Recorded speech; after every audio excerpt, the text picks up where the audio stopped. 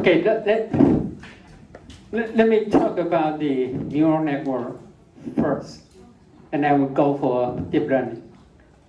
And next week, we'll talk about autoencoder, okay? But before that, we still need to talk about neural network and also the deep neural network, okay? So that it will be, because even for the autoencoder, it's still based on the neural network, okay? So we're starting from here. But before we talk about the convolutional neural network, we need to talk about MLP, called multi-layer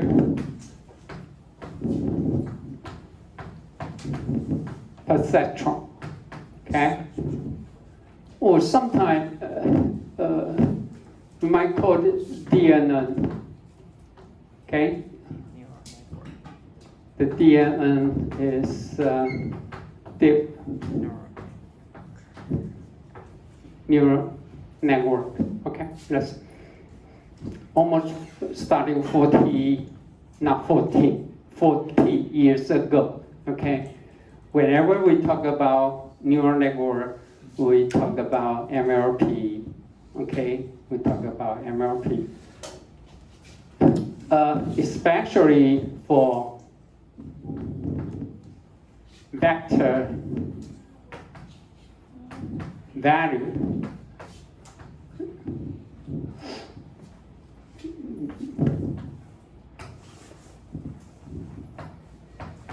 Data, okay?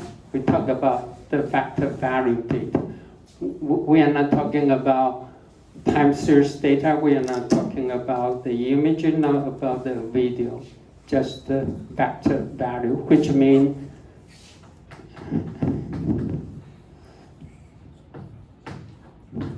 we need the features or the so-called structural data, 结构式的资料，好不好？以前我们谈的类神经网络artificial neural network, artificial intelligence, artificial network, everything we talk about are related to the vector value, the data, which means the features, okay, the features.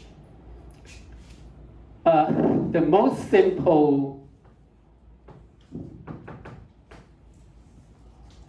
neural network architecture is we got the input. We have feature 1, feature 2, and so on. Suppose we have a P feature, okay? We have a P feature, which means the input X that contains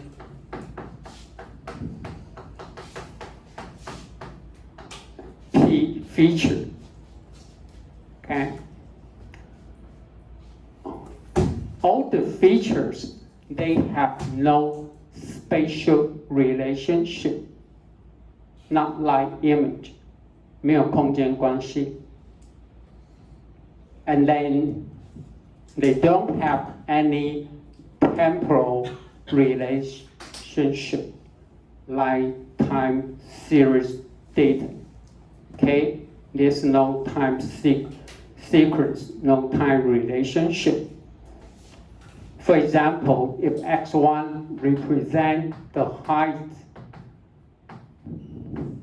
x2 represents the weight,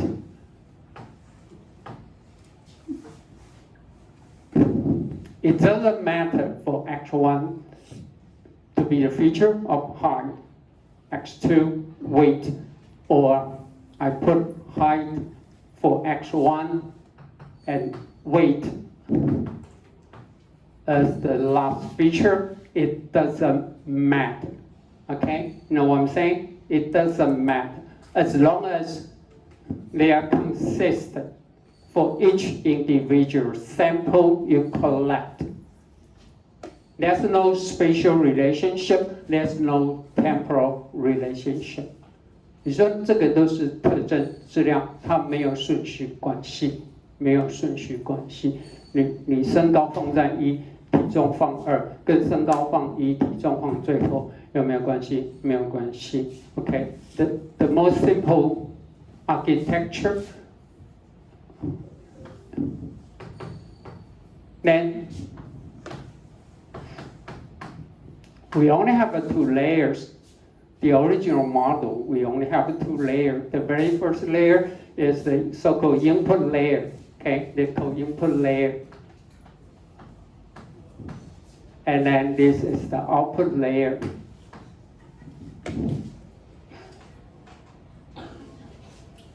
And then we make the connection between any 2 nodes. Okay, between any pairs of 1 node in the input and 1 node to the output. So we make all the connection. Okay.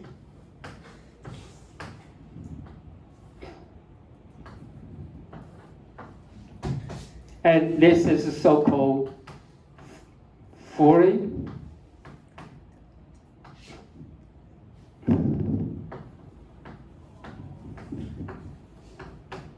full connection or fully connected layer. Okay, they are fully connected. Every node in the input will connect to every node in the next layer. Okay? So we need to define all the connection weight, okay? Which will be the decision variable, the weight, okay? 它的权重值，每一个权重值是我们的决策变数。Okay, so for this case, then you can estimate the output. For this case, y1 could be what? I make it simple. Could be just x1 times w1 plus x2 times, I make this w2.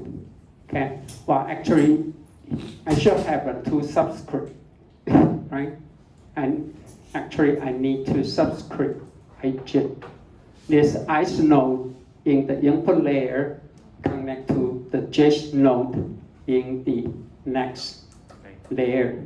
Okay, but I just make it simple. Okay, just make it simple. So W2 and plus and up to XP plus. Okay, so all the W, they're what? They're the decision variable. Now besides that, I need to plus. I make it W0, or I put B. 0 could be bad. Okay? Here. This is the so-called bias. Okay? Plus a bias. Okay? We need to plus a bias here. So all the coefficient or all the weight, okay, plus the bias, they are the decision variable. Then you will determine the output value of y1, and then it can be y2 and y3. Now, even in the early version, we still have x1, x2, and up to xp. Now, we only have one single output node. Okay, you only have one simple output node. This will be exactly this model here. This model here is much easier. Okay, then put B0 here. Okay, then Y will be x1 times y1, w1, w2, and up to wp. Okay, then we make the estimation about the Y. Okay, suppose this application is for classification. Okay, this is for classification. Well, okay. because it can be applied for linear regression. It can be regression, okay? For this case, suppose we apply it for classification, then y will be what? Will be the level. We just use the level, okay? For example, the y could be a written digit, 0, 1, 2, 3, 4, 5, up to 9. Then the output value will be 0, 1, 2, 4, 5, okay? Or you want to identify the class y could be cat, or could be dog, okay, or fish or anything else. Then you need to assign cat to be 1, dog to be 2, and fish to be 3, okay, with simple output, okay? This so-called level, okay? But nowadays, okay, usually the output, for the output here,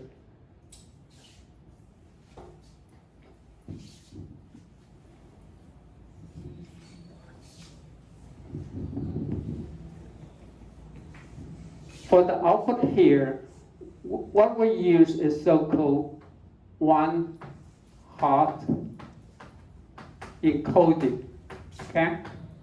We use one-hot encoding. Suppose we have 3 classes, just 3 classes. Then we have a 3 node, right? Then we have just 3 nodes. So for dog, for example, and cat and fish, then it will be put 1, 0, 0, okay? Because we only have 3 classes, okay? Then we have 3 output nodes. So for cat will be 0, 1, 0, okay? For fish will be 0, 0, 1. That's it. That's so-called one-hot encoding, okay? Now, nowadays, most of the case, even for the deep learning, we use this, okay? Its performance basically is better than one single level value, just 1, 2, or 3, okay? This is bad. We use one-hot encoding. But if you have a feature, for example, XP, this could be a English letters. How many letters do we have? 26, right? 26. That the one-hot just for this feature, okay? English letter could be A, could be B. Just like your ID, when you're starting from A, it could be you was born in I don't know, Taipei. could be type, I don't know. Taipei. AC. Taipei. FC Xinbei. I start from B, but I was born in Taichung. I don't know why I jumped to. Do you know what's for Penghu? If I'm correct, it should be X something. Anyway, you just read out the letter, then you will know something. Then if you go for the one-hot encoding, just for this feature, you will extend, you will need additionally 26 dimensions, right? Besides the original feature, the height, the weight, the ages, the salary, the education level, and lastly, it comes to the English letter. Then you need up to additional 26, which means originally if you have a P feature, okay, then will be P by 1 and plus 26. It is almost unbearable, okay? No what？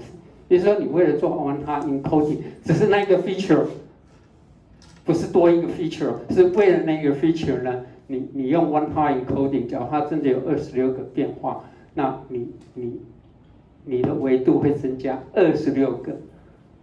Okay, it was be almost impossible to solve the problem. Okay, it would be difficult. And you know what is the encoding, mostly the encode value is so-called sparse. They are sparse. Sparse what? Most of them are 0. There's no value at all. It will cause a lot of problem whenever you use it for classification or for regression. But anyway, I will talk about how to resolve the problem later on. Okay, but anyway, just keep that in mind. First, you can simply just use level. It's easy. Okay, just assign the number. Usually it's an integer. 1 for cat, 2 for dog, 3 for fish, or we can go for one hot encoding. Only one of the bit will be 1, or the dimension will be 1. All the remaining will have the value of 0. Okay, so-called one hot encoding. That's something you can do here. But no matter what, no matter you use one hot encoding as the output or use one single node as the level, all your decision function is linear. It's linear. Okay? What I'm trying to say is if you have something like this, okay? If we use 2 features, we have a 2 feature, okay? For example, the height, the weight, and definitely you cannot find a simple linear function, right? There's no way that you can separate. Okay, this could be male and this could be female. Okay, you cannot get a 100% accuracy with a linear decision function, right? Okay, you cannot find it. Okay, you cannot find the linear decision function. The function will be like this, which means will be with x1 times w1 plus x2 times 2 and plus the bias. Okay, now we can put it 0, right? 0, that's our decision function. And everything positive, right, will be the male class. Okay, if the function value is less than 0, then you will be a female, okay, object. But for this case, now it's not possible. Okay. But anyway, to solve for the further solve for the problem,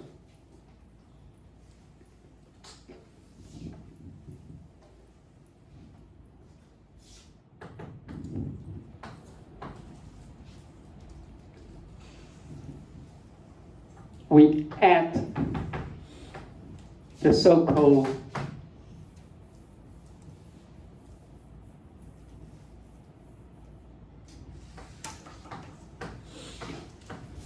this becomes the so-called hidden layer.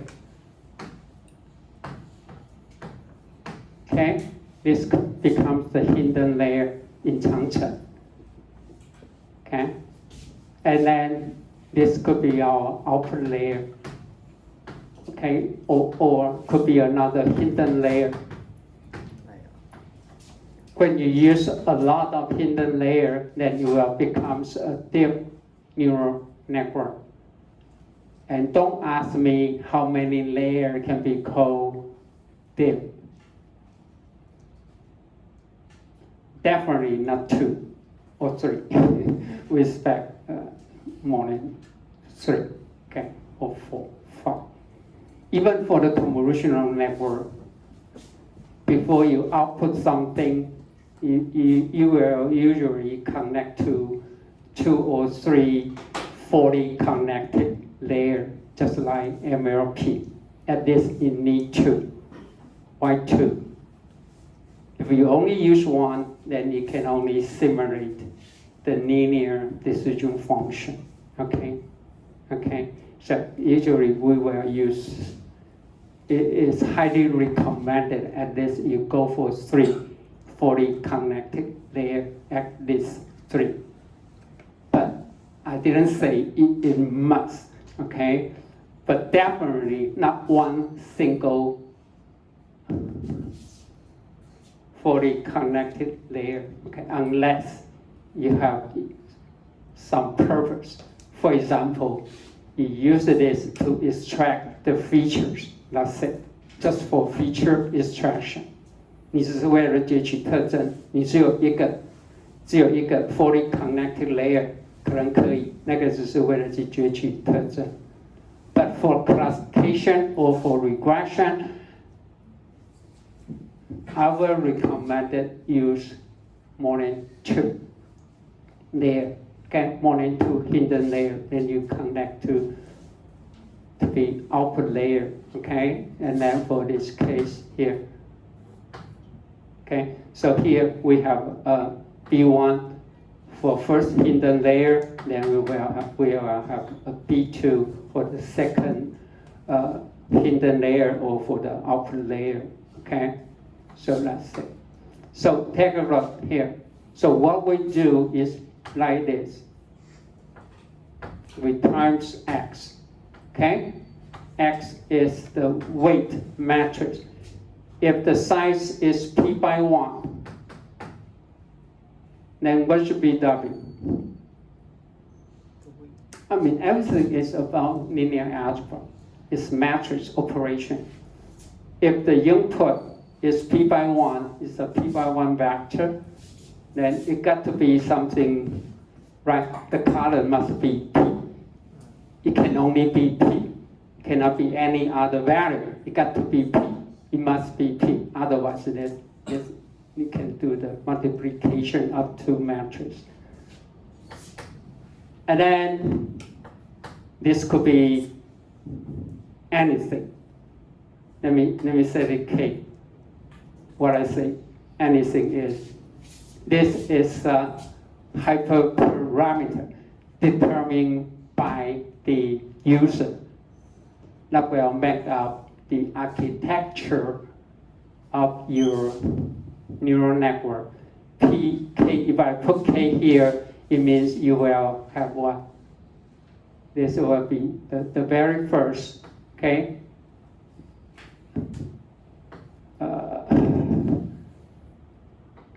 1, 2, and then up to K. It means for the hidden layer here, you will have K nodes. Okay, you will have K nodes. So this is a decision matrix. Okay, totally you will have K times P parameters. Okay, to determine. Okay, and then you need to plus B1. Okay, plus B1. What is the size of P1? The bias is the bias. What should be the size? Because P times P by 1, the result will be, no, not here, the 1. Why got to be K, right? K by 1. 1. Everyone follow me? Right? 因为 K 乘 P 嘛 ，P 乘1啊，这里被 K 乘1。So B must be K by 1, okay? B must be K by 1. If you know nothing, it must fit the operation of linear algebra or matrix operations, okay? So that's it. So the output, then you will have, so for this case, you will have, then the output will be Y1 and Y2 and up to YK. Okay, and then you can make the connection next. Okay, so that's the basic operation of the MLP, multi-layer. When I say multi, it means at least you will have 2 hidden layers. Okay, so basically the operation, it goes like this.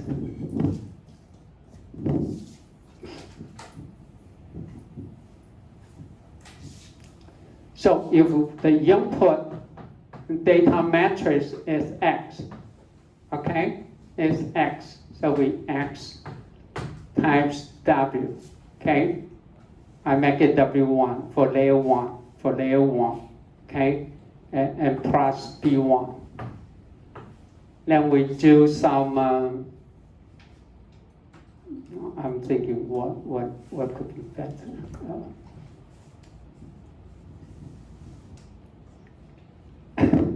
For A. A means activation. You will go for activation function and activate 触化函数 activation. And we go for activation function. So once you get the Y1, we go through an activation function. And then after that, then this is the first layer, okay? Hidden layer 1. And then what? Then you go for the second hidden layer. This is the decision, okay, variable, okay, and then plus B2. Okay, and after that,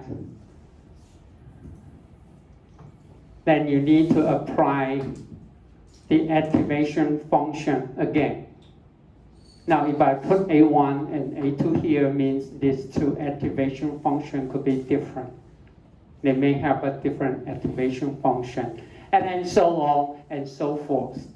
If you have the third hidden layer, then you put a W3 here and plus B3 and go through the activation function 3 again and again.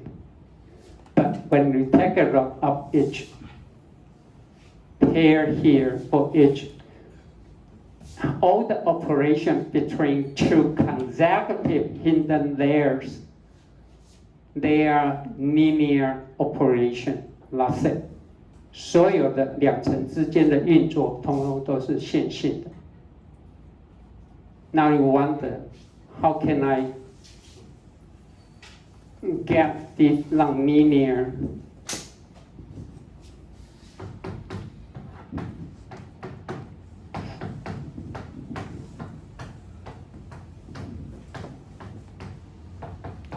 How can I get the nonlinear? Apparently, for this one, a linear decision function cannot separate class 1 and class 2, right? For this case, we need a nonlinear decision function. But for all the operation here, each one is linear. It's linear, okay? As I mentioned, all the operation between 2 hidden layers, okay, including input and output layer, they are all linear. Then how can we obtain the nonlinear decision function? Here's two ways to do that. The first one, we go through the nonlinear activation. We go through the nonlinear activation function, okay? Nonlinear activation function, so that we can convert the linear output into a nonlinear representation, okay? Second, even the connection between 2 hidden layers, they are linear.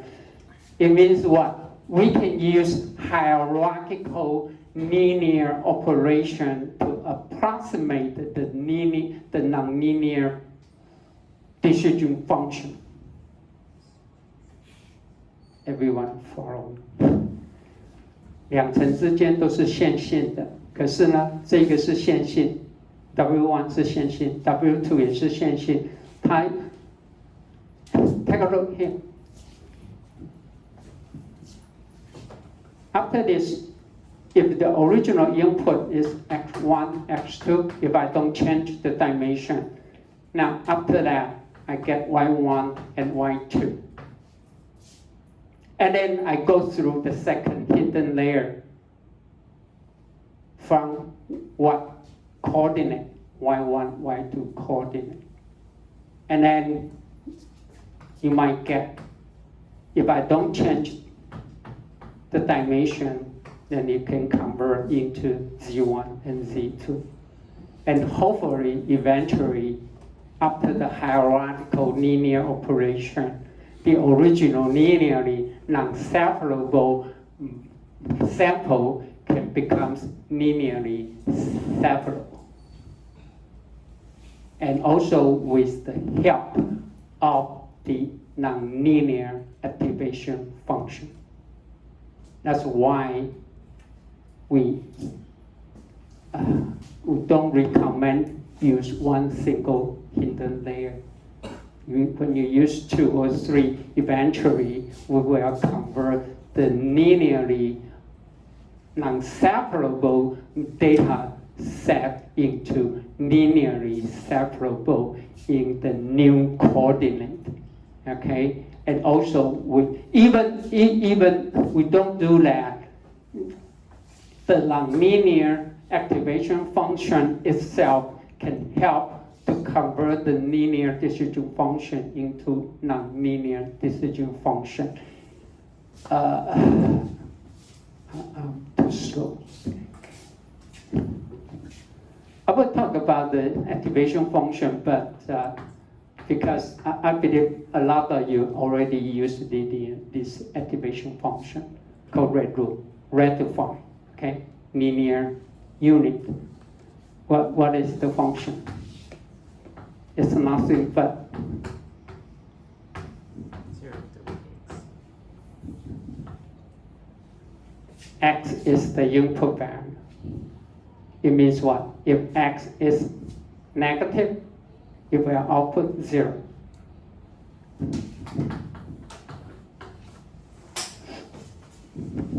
Yes, here's the decision function. Okay, it's the red rule. Which means if x is positive, then you return nothing but x. But if x is negative, then you will return 0. I mean, most of the deep learning model, no matter for especially for the convolutional neural network, okay? Why? I mean, it just looks like a linear. Why I say it can? No, it can be as a nonlinear activation function.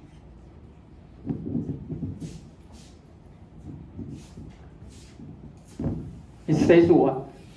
X equal to x if x less than 0. Otherwise, 0. Okay? This decision rule is nonlinear. Even for this one, it's nonlinear. 你不要以为说它 x 是正的，但输出也是 x， 不是说线性哦，还没有变。可是呢，这样的决策法则呢，就是非线性的 ，it's nonlinear. So which means it can simulate the nonlinear behavior or nonlinear decision function.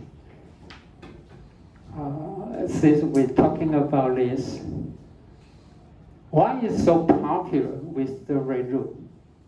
There's a lot of problem with when people develop the deep neural network or deep CNN. There's a lot of problem when you do the optimization. Basically, we need the gradient descent. The gradient, 我们要找它的梯度。But if your layer goes too deep, the gradient will becomes what? Very small and getting to zero. And when you're getting to zero, here's the gradient descent.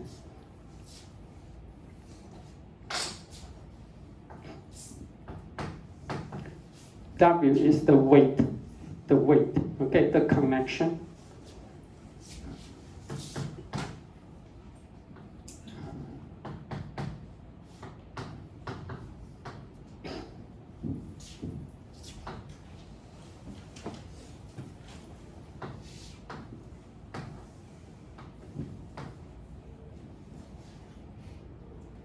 Okay. L is our loss function. Okay, 损失函数 objective function. In deep learning, we try to minimize the loss function, the loss. We try to minimize the loss. Okay. So we put a minus sign here, gradient descent.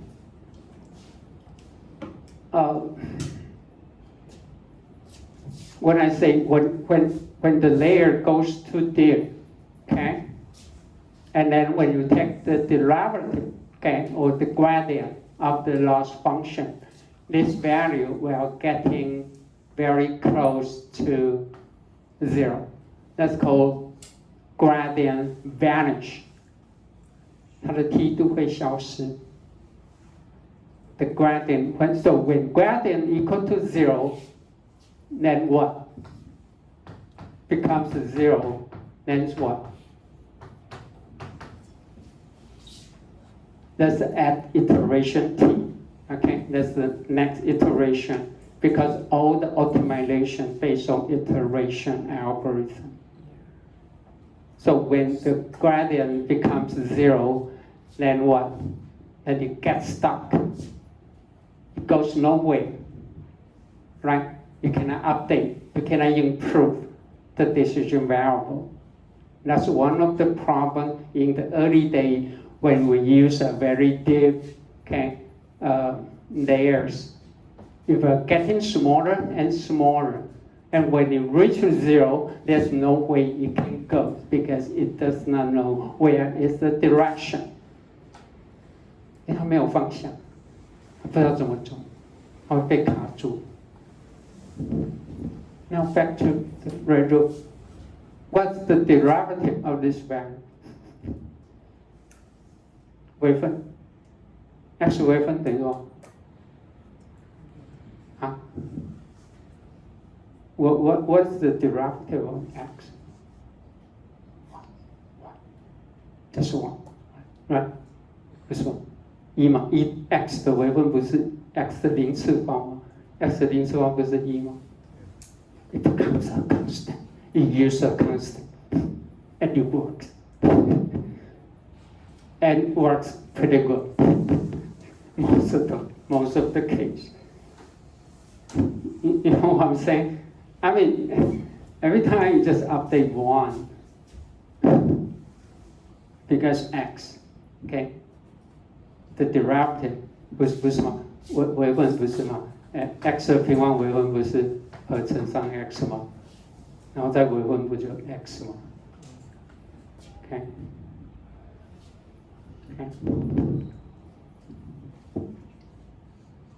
That's one of.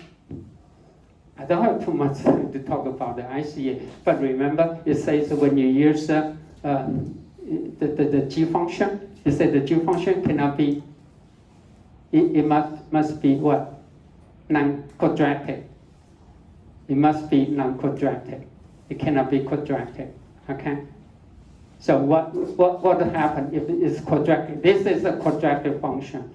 If they take the derivative of a quadratic function, it becomes what? Becomes linear.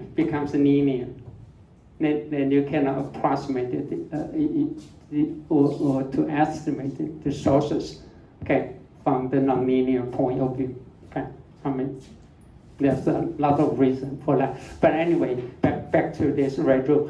When you take the derivative, it's nothing but a constant. But at this, you won't get zero. You won't get zero. So that you won't have the problem of the traditional deep neural network that have gradient vanish. Okay, it's so simple. So it's computational fast, and it can prevent gradient vanish. So we use that a lot. But let me remind you a very important thing. Listen up. You can use red rule in any layer, but don't put it in the very last output layer, especially when you apply the deep learning model for regression. 做回归哈，最后一层千万不要用这个哈。Why? Why can I use this for the very last output layer? Especially for regression application, for forecast, because the output could be negative. For example, you want to forecast the weather next week. The weather could be what? The temperature could be 0 degrees, right? It's freezing, it's snowing. So when you use the red rule as the activation for the very last output layer, then you won't never estimate the weather below 0. No, don't do that. If you go for the regression application, the last output layer, you always use linear activation function, linear, which means what? Don't change the value at all. Don't change the last value. Use linear, which means, when I say linear, which means the input is X, the output will be also X. But you can use red rule everywhere, that'll be fine. But don't put it in the very last output layer, because it will turn all the negative value into 0, okay? Especially for regression application. Okay, with this knowledge, now we can talk about, okay, neural network. Starting from here, we already mentioned that, okay? This is most simple neural network model, okay? We have the input. The number of nodes will equal to the number of features you have, okay? The order is not important. If you go for the vector value data, okay? Then we have the output layer. As I mentioned, this is a linear representation. So the decision function, no matter for classification, for regression, you can do linear, okay, separation, that's it, okay? Or make it this form as we already see this, okay? W1, W2, suppose we have a K, okay? K node, okay?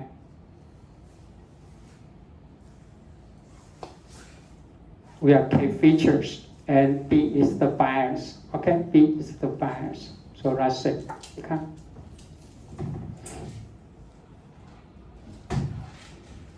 So for each one, then we input X times the weight, okay? Then we sum them up, okay? And then when it goes through the activation function, as I just mentioned here, we go through the activation function, then we output the value, okay? Then the output value can be go for the next hidden layer, okay? It go for the next or convolution layer, okay? And then so the output could be the input for the next layer. That's it. Okay, so remember that.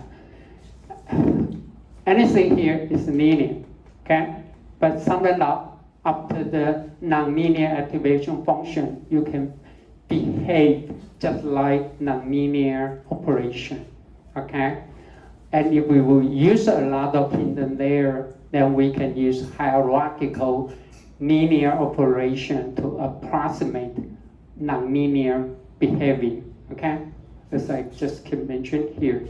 Okay, the original S1, S2 is linear, non-separable, but after the transformation, as I just say, everything is about projection, nothing else, just projection. Okay, just projection， 就是投影，跟 PCA、ICA 就是做投影。我们投影到新的坐标，这个坐标呢还不能做非线性的，那我们再继续再投，只期待呢，最后呢它可以变成是线性的，可以分割，就这样。好 ，OK。So that's it. So MLP, okay, deep neural network or multi-layer perceptron MLP, okay. As I keep saying here, is good for the beta value data. I didn't say you cannot use MLP for time series data. That'd be fine. Just like your assignment number 1. What's the length of the SPC signal? What is the length? 长度几多少 ？60. Which means the input will use 60 nodes. But unfortunately, if you put it as a vector value, you lost all their temporal relationship, right? For your SPC signal here, I mean xt and xt plus 1, they have some temporal relationship. You know, xt plus 1 must go up to time step t, right? They have spatial relationship, okay? But if you put it here, somehow you lost the temporal information, okay? But you still can use it, okay? But it may not perform as good as convolutional network or any temporal based neural network model, okay? But anyway, so what I keep saying is good for vector value data, okay? Good for vector value data. And don't forget, you will learn the connection weight, and the weight between two layers, okay, they are linear, okay, they are linear. That's it, okay. So let's take a break, and I need to speak up to finish it, okay. Okay, let's take a break.